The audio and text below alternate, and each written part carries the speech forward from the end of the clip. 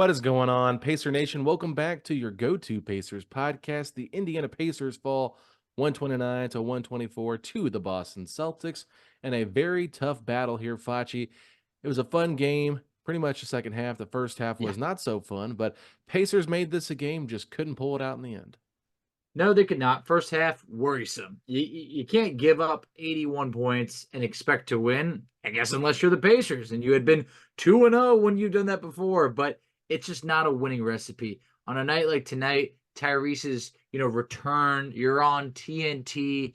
You hope that the first half would have been better. Second half, a lot more fun, but nonetheless, the Pacers come up short against a very good Boston team that is actually great at home. Only 2 losses at home. Really tough to beat Boston in Boston. Yeah, and I mean, both teams had injuries. The Boston Celtics were without Horford and Cornette. Indiana was without Mathurin and McConnell, and and Tyrese Haliburton made his return in this game, but was on a minutes restriction. And I think we need to start here just talking Yeah. about this before we dive into the game. The Pacers go on this run, a 23-6 run to start the third quarter.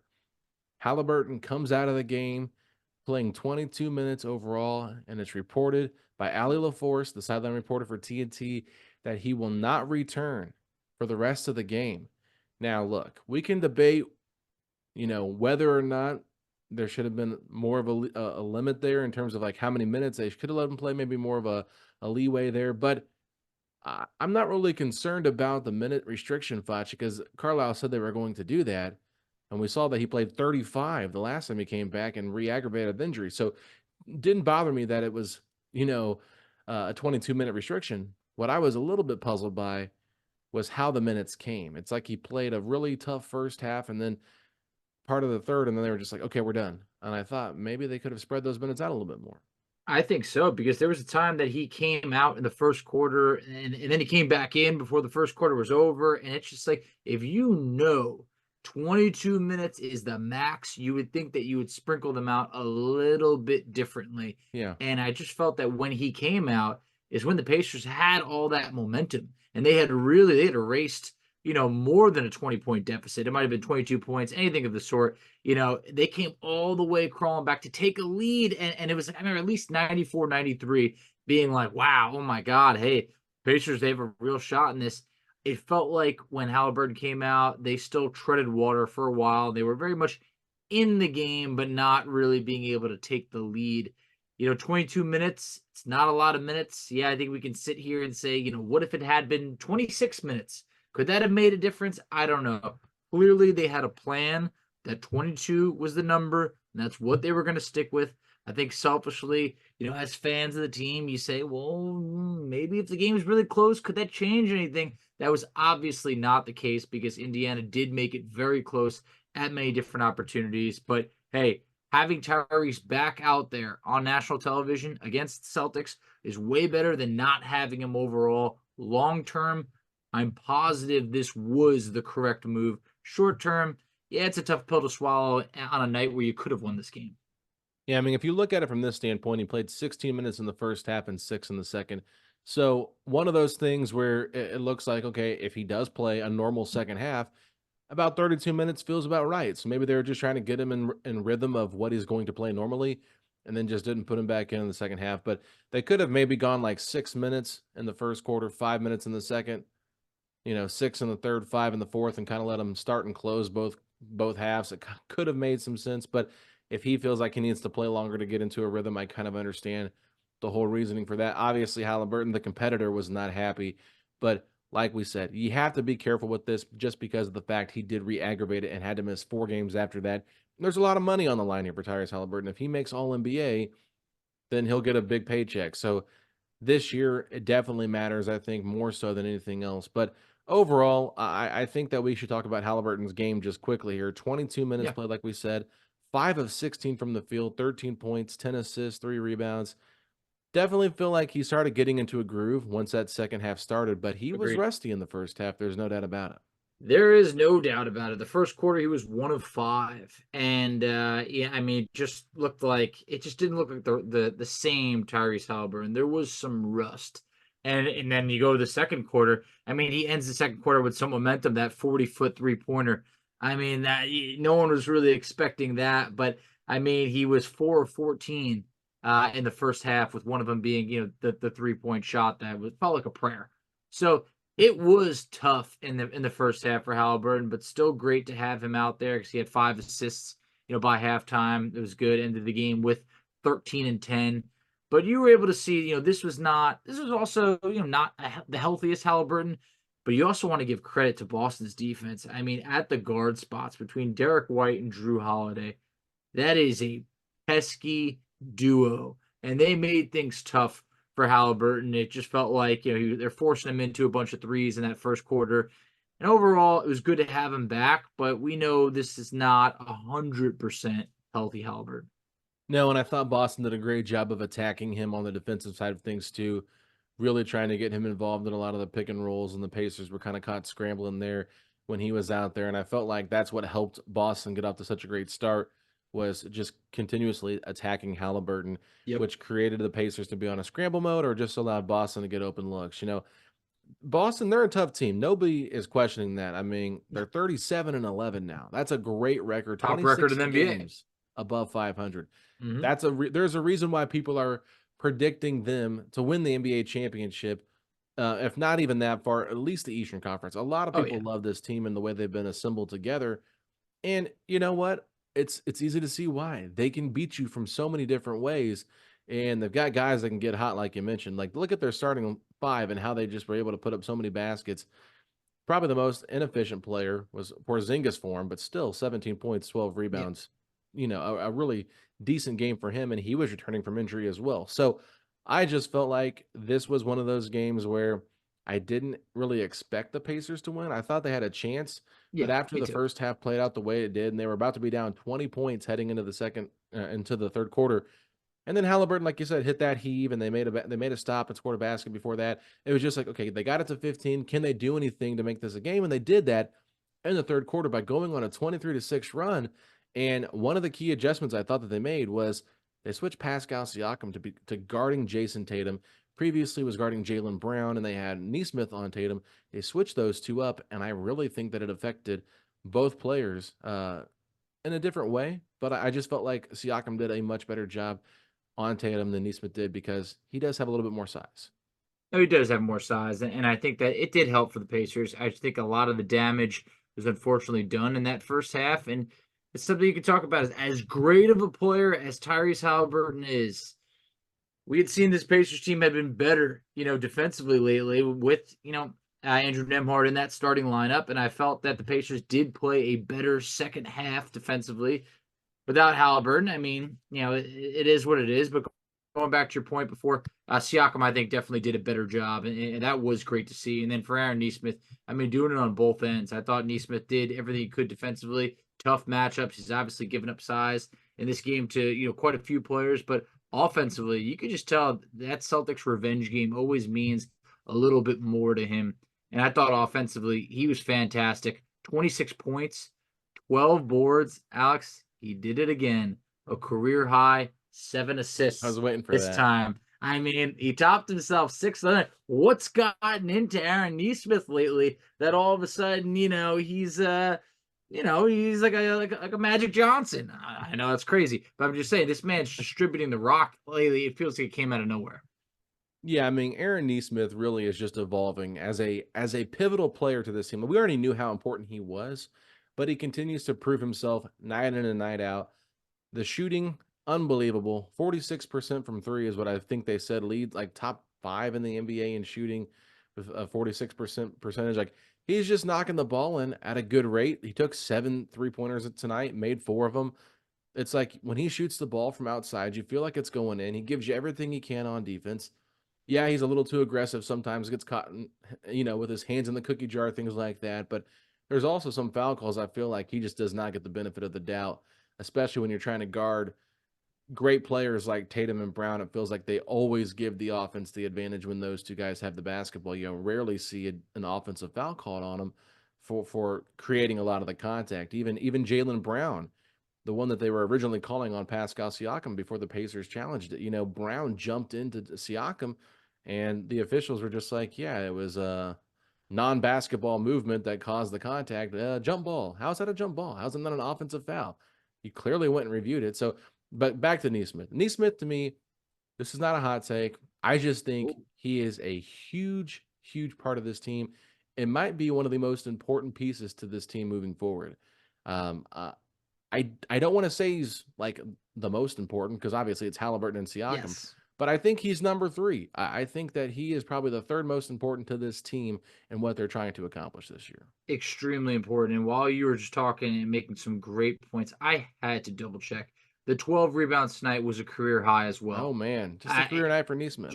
I mean, think about it. Yeah, I mean, this might have been. You could make an argument that he put together the best game that he's ever had, at least from I don't know, stuff in the stat standpoint. Like it didn't need to be a career high in points, but 26 points, 12 boards, 7 assists, a block, 0 turnovers, 11 of 17. He was efficient. He's has tough matchups defensively.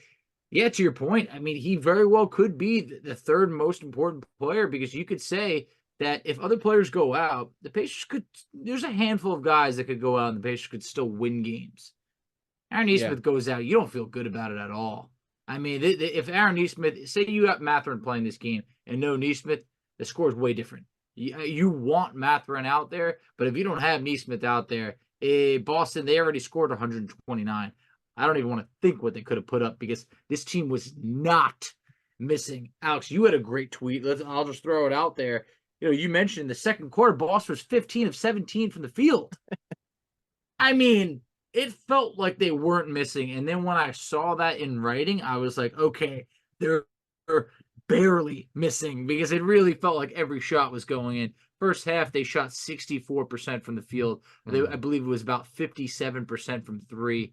It just felt like even when the Pacers made it tough for Boston, they were still making shots. Yeah, I mean, some of the looks were open. There's no doubt about it. But some of Yeah. these looks, I mean, you had a guy with his hand in his face, and they were just hitting tough shots. I mean, I was just like, what in the world are you supposed to do? Like Sam Hauser's hitting threes. Then you've got Jason Tatum just hitting step back after step back after step back over guys with a hand in their face, and it's just like dripping all over them. I'm like, what in the world is happening here? So yeah, it's just one of those games where you're sitting here and you're watching it and you're just like, hey, if we get beat by 40 some points tonight, I have no worries about it because like there's nothing the Pacers could do defensively. Obviously, you want to get better defensively, but you talk about Mathurin. If Mathurin plays in this game, it's a totally different dynamic. Just I felt like the bench missed a little bit of an offensive It punch. did.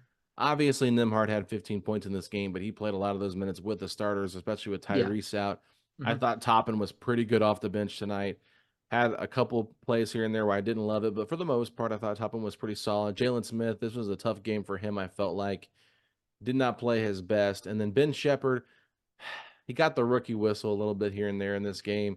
Didn't really shoot the ball too well, but I loved his hustle. And I think, Mhm. Reggie Miller pointed that out too. He So like, loved it. Reggie yeah, loved it. yeah, it was obviously apparent, but like having Mather in this game, to me, I'm not even worried about Nesmith playing 41 minutes. I'm more so worried about Buddy Hield playing 36. You know, Buddy Hield wasn't bad Yeah. tonight, No, but but 36 minutes is a lot of minutes for Buddy Hield. 36 minutes is a lot of minutes. And man, I don't have the stat in front of me, but someone actually put out a really good stat recently that basically talked about what the Pacers' record is when Buddy's playing less minutes. And when Buddy's playing sub 30 minutes, the Pacers are actually a much better team. I wish I had that record in front of me, but it was that the 30-minute mark was the big key that when he's playing below 30, the Pacers' record is significantly higher. When it's above 30, they're not that great of a team. So 36 minutes tonight for Buddy Hield. I know he made some good defensive plays down the stretch, but it's just a matchup like Boston. It's just tough for Buddy Hield because Boston has so many different weapons. But a few other things that you mentioned. I mean, some of the bigs. For Turner, Turner ends up with 17 points. It was a tough game. It was tough. I mean, 7 of 18 from the field. I feel like he was missing a lot of threes, but 1 rebound in the first half. 1. He ends the game with 5, and even that kind of surprised me a little bit because he had about two rebounds, like kind of somewhat in the fourth quarter, and I was like, how is that happening? Because ironically, this Boston team, they're the number 1 rebounding team in the league, and the Pacers out rebounded them tonight. Indiana had 50 rebounds to Boston's 40, but I just felt like in the grand scheme of things, Jalen Smith had 4 boards, Turner had 5. I mean, that's something that you're not really you needed a little bit more on that. And Indiana actually crushed them on the offensive glass, 19-7. And Mm. maybe you could say, hey, maybe that's what kept them in the game a little bit. But I just feel like you couldn't have asked for a better rebounding type of performance. But Boston was just they were hitting shots, and Indiana, it's not that they weren't. It's just that how are you going to beat a team when they go 47% from three? I mean, that's just really good, and that's what Boston shot tonight.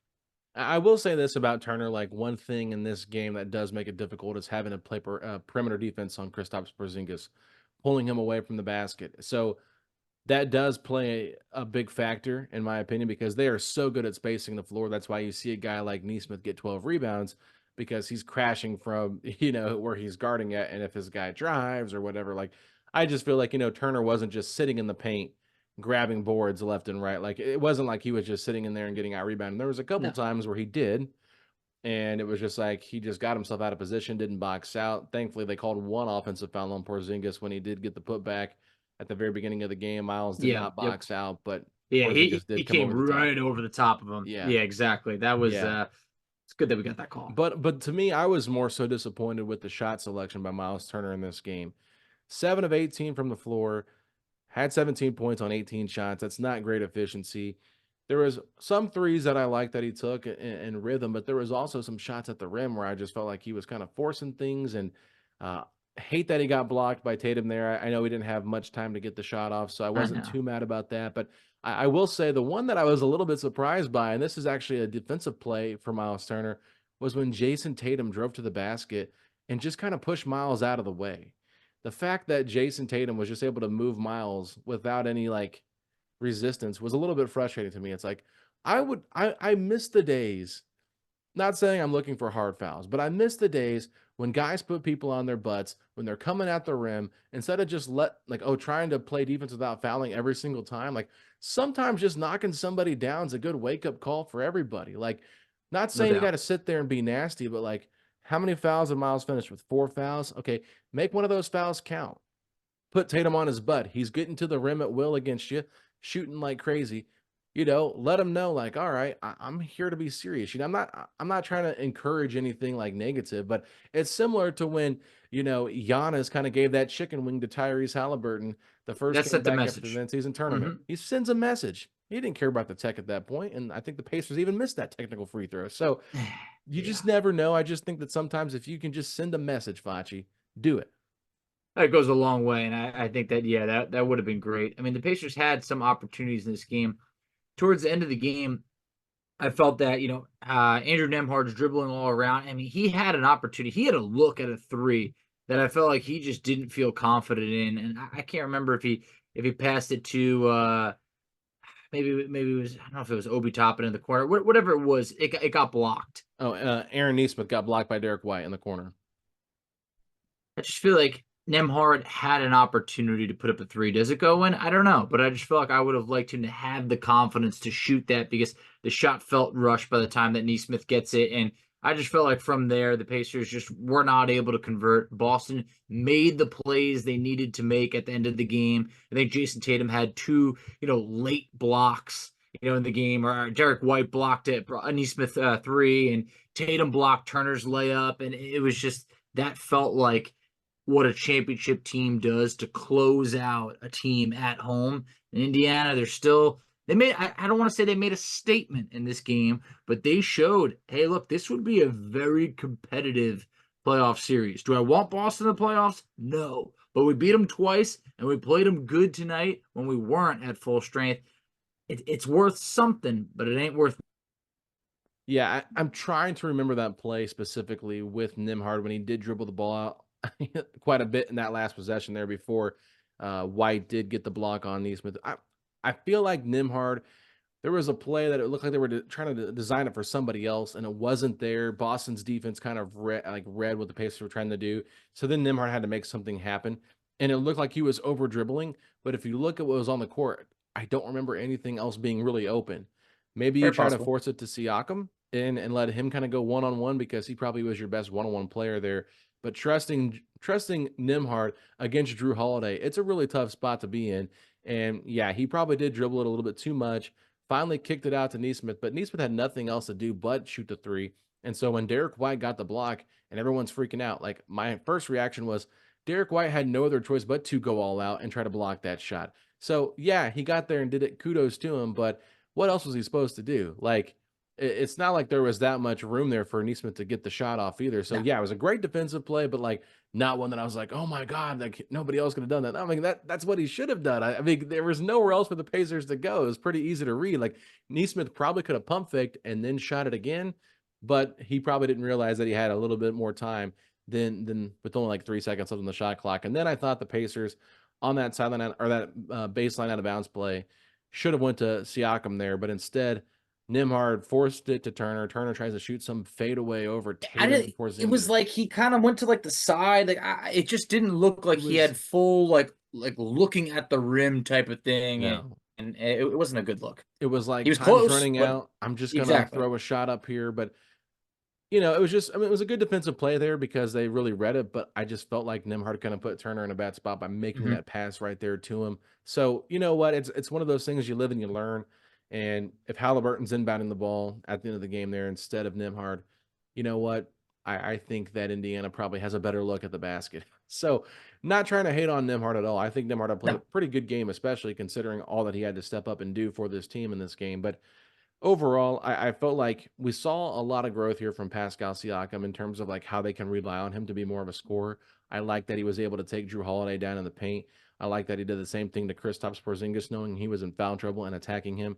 The one thing I didn't like, and we can talk about this, I don't like to complain about officiating too much, but it seemed like the Celtics were getting away with a lot more than Indiana, and I'm sure that's how the Mhm. Celtics fans felt last time when the Pacers played them in Indiana. So maybe it's just a hometown thing, but some of those times, I mean, Drew Holiday swiping down at the ball, man, he gets a lot of arm, but I think he gets a lot of credit for or because of his defensive reputation that they let him get away with a lot more than I think is always clean.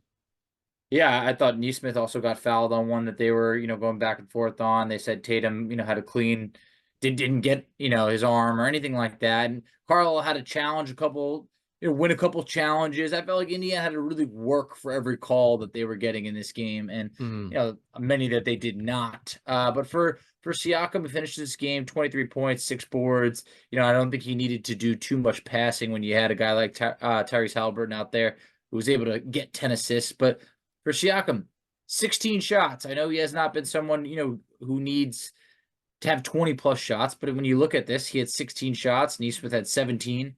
Turner had 18. Halliburton played 22 minutes. He had 16, and Nembhard had 13. Do you think they should have gone to Siakam a little bit more as he was a +9 in this game?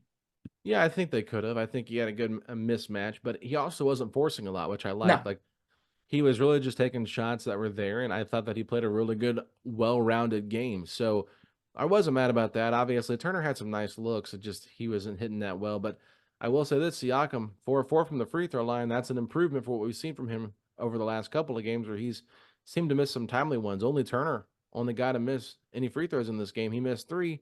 Pacers lose by 5, and they also Stuff. missed the goaltend call on Jalen Smith when Kata blocked his shot when the ball was clearly coming down. Don't know how you missed that one. So you mean to tell me right there's a 5 point difference just in a few different things there. So that just kind of shows you how like close this game was. A little difference here. Turner hits his free throws. They call the goaltend, or we don't turn the ball over here, or whatever. It matters all in in the grand scheme of things. But in terms of Siakam, thought he played excellent tonight, and it showcased. And I know Reggie Miller talked about it on the broadcast why he is a perfect fit, why they brought him in. You need a guy like this that just fits in seamlessly. And it really, to me, could be the difference in the Pacers being a first round exit or winning a playoff series. Pascal Siakam is going to be that guy. No, absolutely. And it's just been a handful of games so far. So let him continue to get used to his teammates. Let him continue to get used to playing with Halliburton. I think that that's something that this duo could only be better together. Like I mentioned, Boston only has 2 losses at home, 22-2. They are as good as it gets at home. So, it's not an easy task for this Pacers team. And I do feel that if both teams were at full strength, both of them, you can make an argument that the Pacers win this game. That's even with Boston having Al Horford back and Luke Cornett, but I think the fact that when you look at Mathurin, McConnell, and then also just a couple more minutes for Haliburton, it makes me feel good. It does. I think that we didn't embarrass ourselves on national television by any means. The first half was getting embarrassing. I mean, I saw my mentions were filled with people saying, like, this is just background noise now, or I had to turn it off, or we can't stop anybody. You started getting those negative comments that hadn't been there in a while. But think of it this way: Boston scored 45 points in that second quarter. They ended up scoring just 58 in the second half. So Yeah. I felt that Indiana very much did tighten up defensively, and that left me with a bit of promise for sure. Yeah, and one thing we can always point out to too is like the bench strength of the Indiana Pacers. Like Boston had 16 points off the bench. Indiana had, I believe it was 33. So Mhm. it just kind of shows you like if the Pacers bench was at full strength, how much could that game have changed? And then Boston, what they do a good job of is trying to stagger those minutes with the starters and the bench players because they know their bench. Like I was laughing when they were like, "Oh, they love their bench." I'm like, "Do they really?" I mean, I would love my bench if Jason Tatum and Derek White were out there with them too. Like Yeah. you've got two of your five starters out there at all times, pretty much. I mean, and that's just the luxury of having such a deep team in terms of like overall. Your starting five and then your six man probably is Al Horford on a normal basis. So I mean, they've just got six strong players, and when you get to the playoffs, like you're seeing an 8-man rotation. Yeah, you're going to see those guys for 40 plus minutes, and it's going to be a battle. So, I think that bench minutes matter, bench production matters, especially in the regular season. In the playoffs, it's a little bit different, but I was just, I wasn't too concerned about Boston's bench too much. I was actually like, No. okay, Kata, Pritchard, Hauser, like Hauser hit some threes. There's no doubt about it. They were timely threes too, but it was more so just the minutes of like, oh my God, we got to deal with Tatum and White now that now that they're with the bench group, and then Brown comes in for Tatum and Holiday comes in for White. It's like you don't get a break. You don't. And so that's what makes this team so difficult. But just overall, in terms of like how this Pacers team played, like it just shows the fight. And Brian Toporek, the guest you had on last Mhm. week after the Sixers game, he even tweeted out, I want no part of playing the Pacers in the playoffs. Like it's gonna be a grinded out series. They're gonna give it everything they've got, and they have the potential to beat you. And that's what is really awesome about this Pacers team this year is like they just play a certain style, and they're not going to back down from anything. And as Tyrese Haliburton continues to ascend, as Pascal Siakam continues to get his footing, the growth of Nesmith, Turner just being a solid center that you need him to be, you've got a core four right there. Who's going to be that fifth guy on a consistent basis? And I think that could be the difference in what the Pacers do in the postseason versus what they, don't do in the postseason. It's true. We got about a week left before the trade deadline. Anything could happen in terms of any moves, buyout candidates. Anything could potentially happen for that fifth guy, whoever it may Yeah. be. We'll see what happens. But another, not really a storyline, but something to point out. Isaiah Jackson did not log a second of playing time tonight. He's pretty good against Memphis. I mean, what were your thoughts on Ijax not getting in tonight? Yeah, I think it's just a tough matchup. It is. Yeah, I don't know. Like Jalen Smith obviously has earned those minutes. Did not play good tonight, no doubt about it. Maybe they could have gone a little bit earlier to Ijax instead of Jalen Smith and just kind of wrote it out there. But Jalen's 3-point shooting, I think, opens up the offense so much more, Mhm. and that's why I think they're riding with him a little bit more in this situation. I don't know what all Ijax would have brought to the table. I I don't feel think like, much. I mean, good yeah, player, but I yeah. don't think a I difference don't maker in this know. game.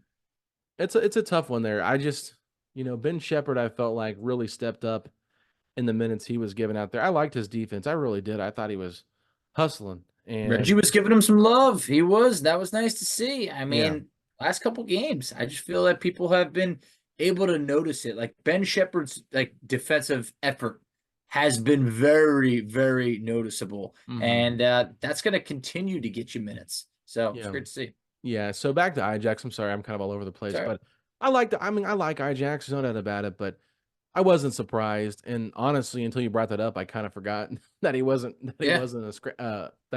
on the injury report. I Mhm. just thought, okay. I wondered maybe if Siakam got in foul trouble, if they would have gone double big or something like that. And I even wondered too if they might go a little bit bigger with Obi, Siakam, and Turner at some point just to see if that would throw anything off. But I don't think you can really go too big with this team, specifically having so many wings that are so dynamic in scoring with Boston. It's tough, man. They are just so tough. Really It's a good team. miracle Indiana beat them twice, and unlucky us. We got to play them 5 times this year. I know. And it's just like the schedule. I mean, you play the Bucks 5 times and the Celtics 5 times. It's just crazy. But here's another thing. If I told you that the Pacers would out rebound Boston by 10, beat them on the offensive glass 19-7, have 33 assists and only 7 turnovers, you would think that would be a win, wouldn't you? I mean, that is checking so many boxes. So it just showed that, yeah, the Pacers didn't play a perfect game. They played a bad first half. That first half bit them, but they did a lot of things right. And I think that this was a game that the Pacers' largest lead was 1, and they trailed by as many as 20. And the fact that we're saying they had a good shot, that says a lot. Indiana had 64 points in the paint to Boston's 44. A lot to like. Nonetheless, it is a loss, but I also don't think it's a lost opportunity. If you want to put it as a lost opportunity that they were restrictive of Haliburton's minutes, you could pitch it that way. But like, I can promise you, come playoff time, it's not going to matter if we beat Boston in this game or not. We showed we can hang with Boston, and when we're healthy, hey, they ain't going to want to see us. I can tell you that. They will not want to run into the Indiana Pacers because that is a long night of work. And I'm also happy to be able to, close out January. This was a successful January month for the Pacers in what it could have went a completely opposite direction with Haliburton getting hurt, missing the time that he did. Things could have fallen apart, and by no means has anything fall apart. This Indiana Pacers team at 27-21, it looks like they're here to stay. Yeah, I think Indiana, they went 10-7 this month, Facci, right? Yep. So 3 games above 500, and they played how many games without Haliburton? 10? Quite a 11? few. Yeah, So something like that. 5-5, 6-5 without Haliburton. That just goes to show you, like, this team is really taking a step forward. I know Rick Carlisle has given his guys praise. It's a different mindset this year. And then adding Pascal Siakam to the mix really does make it a little bit easier to go out and win some of those games. But you think about it, without Haliburton, they were able to beat Sacramento. They were able to beat Phoenix, able to beat Philly. They beat Memphis. Atlanta, Washington, Memphis. So, some of those games they should have won. Some of those games they probably should have lost. Like, we talk about it, like the game against Phoenix. I mean, the way they willed that one out at home. If this game that they played in Boston's in Indiana, come on. I think we There's win. a good chance that crowd helps them pull that win out. Yeah. So it's just on the road, tough environment, no Mathurin, no McConnell, limited Haliburton. It's tough. You put yourself in a tough spot and you still competed down to the wire and made this a game. No such thing as a moral victory, but I feel like if you're walking away from this game, you have to feel pretty good about how you've been playing. So you hate to lose the month, the last game of January and head into February on a loss, but I think almost have to feel like this was somewhat of a win based on how you competed after getting down by 20 points in the first half. Yeah, that's what I'm saying. I saw enough out of the Pacers. I saw fight. They didn't roll over and die, and those opportunities on TNT and all those big other national televised networks, they don't come around often. They really don't. And I think that tonight Indiana by no means flopped. I was getting some texts saying like, "Well, this is a good game," and it was great to see that people were still watching in the second half. So that was great. Now, hey, they're closing out January on maybe a loss. I hope they can start February out with a win because, Alex, I will be in Madison Square Garden when the Pacers take on the Knicks. Another chance to end the curse. All right? It rides on this. And you know what? I'm here for it. I wanted to end. I want the monkey off my back. And right now, this is the opportunity. There will be other games that I have planned to see Indiana in person, but the next one is against a scorching hot Knicks team. We'll see what happens, but I think that Indiana is getting healthy at the right time. I do expect that Hopefully McConnell is back by that game. Yeah. Mathurin, I'm not sure what's going to happen with the toe, but I think that finally, we've talked about it for a while. One guy in, one guy out. When are we going to see this full roster intact? I think it's coming. I think February is going to be that month. Facci, for my Yeah, sake and for the rest of Pacer Nation, please break the curse. I know. I need it. I need it. We all need it, not just you. I know. Because if you're It's going to just, be attending games and we're going to keep losing, I'm going to have to duct tape you to your house. I know. I'm It's not going to just, let you out the house. I mean, the big game that I talked when we were playing Washington, I started going around You like, cursed us so hey, bad. I was going around like, there's like this little curse thing going around that people are talking about. I was like, you don't got to worry about it. We're going to beat the Wizards tonight. And then it's like the way that game went, it was like, whoa. I started looking in the mirror like maybe it is me, but I do think it ends against the Knicks on Thursday. Madison Square Garden, it's going down. Curses are meant to be broken. Well, the Knicks have won 8 in a row, Facci. What? Something's getting snapped. All right, either this curse or that winning streak. Something's going down. Oh man, and I think the Knicks are on like this long home stretch here. They started out one game against the Jazz, and now they've got, I believe, 1, 2, 3, 4, 5. And so they got 6 games at home, and the Pacers are going to be there for 2 of them Yep. So the before Pacers. the trade deadline, right? Or no, before the All-Star break. Exactly. So there's another game on February 10th. You It's going a to that one? Saturday. I have interest in going to that game. We'll see what happens. We Oh will man. see. These tickets from Madison Square Garden, they ain't cheap. And I can tell you one thing, they get even more expensive on the weekends. So What happened last that time you were in the Garden? last time I was in the Garden, the whole season went downhill. Tyrese got hurt. Oh The god. whole season literally went down in the blink of an eye. It Help was us. it was so brutal. So Okay.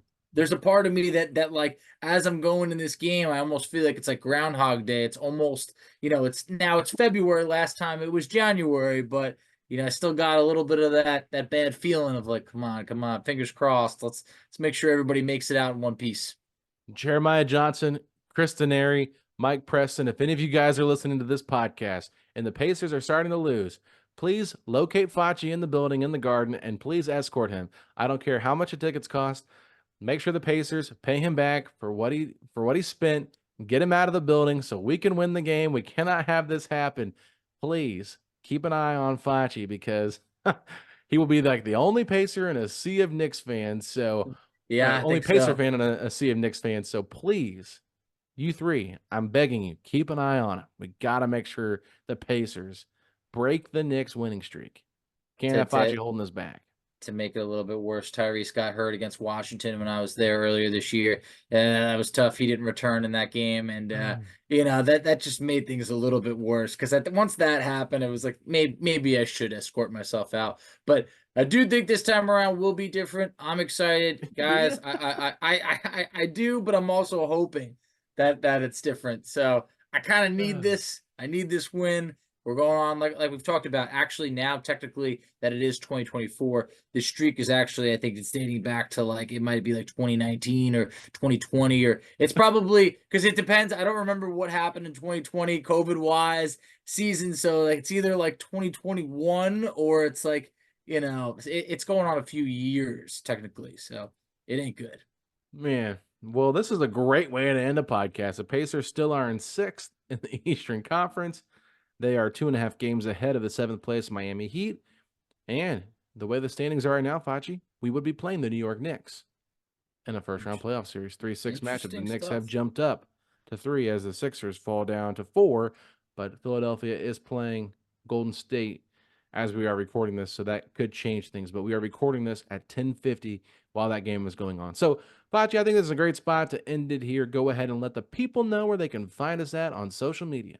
Absolutely. So you can find us on Twitter at PacersPod STP. You can find Alex on Twitter at AlexGoldenNBA. I can be found on Twitter at _FACCI. You can find us on Instagram at PacersPod STP. You can find us on Facebook at Setting the Pace. You can find us on TikTok at Setting the Pace. And Alex, tell them where they can check us out on YouTube. Ladies and gentlemen, go to youtube.com/settingthepace, a Pacers podcast where you can find all of our video content. But please, If you are listening to this on the audio platform, please give us a 5-star rating and review. I said it last episode. I'm going to say it again. We want to get to 400 rating and reviews. We're at around 327. So please tell your friends, tell your family. Go give Setting the Pace a 5-star rating and review. It's only going to help more people find this awesome show that talks all things Pacers 5 to 6 days a week. So with that being said, Facci, if you're hoping and praying and believing that you can break the curse on Thursday night, please hit me with those 3 words. Let's go, Pacers. Break the curse.